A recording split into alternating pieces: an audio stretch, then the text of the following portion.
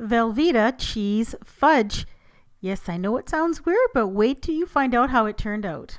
Let's see what's cooking. It's time for yoyomax12. Hello everyone, starting off with 2 pounds of powdered sugar, also called confectioner sugar or icing sugar. To that, add 1/2 cup of unsweetened cocoa powder. Whisk it together or sift it together. You just want to make sure you get rid of any lumps that might be in the cocoa or in the powdered sugar, and then set that aside. Now in a medium-sized saucepan, place 1/2 pound of Velveeta cheese. Slice it up because it'll melt faster, and then add 1 cup of butter. Now you're going to heat this over medium-low heat, and you're going to continue to stir it until everything is nicely melted together. Now this takes a few minutes on medium-low heat, but you don't want to put the heat too high because you don't want that cheese to scorch on the bottom. Remove it from the heat and add to it 1 cup of chopped nuts if you want to, as well as a teaspoon of vanilla extract. If you don't want to add the nuts, then don't add them. Just leave them out.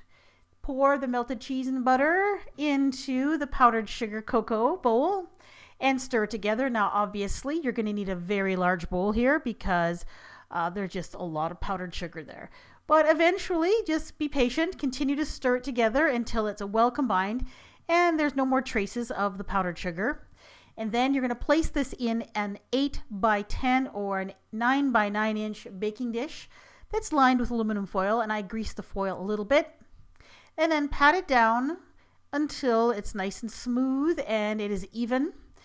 Now, if you find that the top seems really greasy because there's a lot of butter in this and there's cheese in it, you can take a paper towel and just lightly dab or tap the top of it to get rid of any excess oil. I didn't have very much on mine, and it probably would have been fine if I would have left it alone, but I mostly did it for demonstration purposes, and actually the paper towel actually kind of smoothed off the top, so it worked out fine. Put it in the fridge and let it set. And once it's set, take it out, cut it into pieces, and serve it. Make sure you cut it into small pieces because, after all, this is fudge. It's very dense, very sweet, and very rich.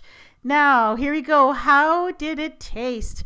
Well, I took this fudge to work, and it makes a very large pile of it.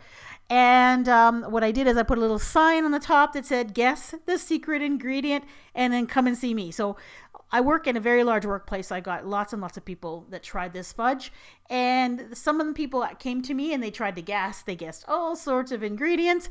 No one could guess there was cheese in this because you can't taste it. You cannot taste the cheese in this. And even when I told them there was cheese in it, they took another piece, took another bite, and they sat there with their eyes closed, chewing, trying to detect it, and they could not. What the cheese does is it adds a teeny bit of saltiness, tiny bit of saltiness, and it adds a lot of creaminess to the fudge.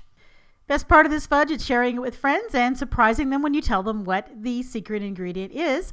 Hope you give this one a try. This is really, really good chocolate fudge, and it's super easy to make. Thanks for watching. Bye-bye. I have a lot of different fudge recipes on my channel, every kind of flavor you can imagine, like peanut butter cup fudge. I have some funfetti cake batter fudge. I have rainbow fudge. I have apple pie. All sorts of great flavors. If you want to see this playlist, go ahead and click on your screen or look for the link in the description box below.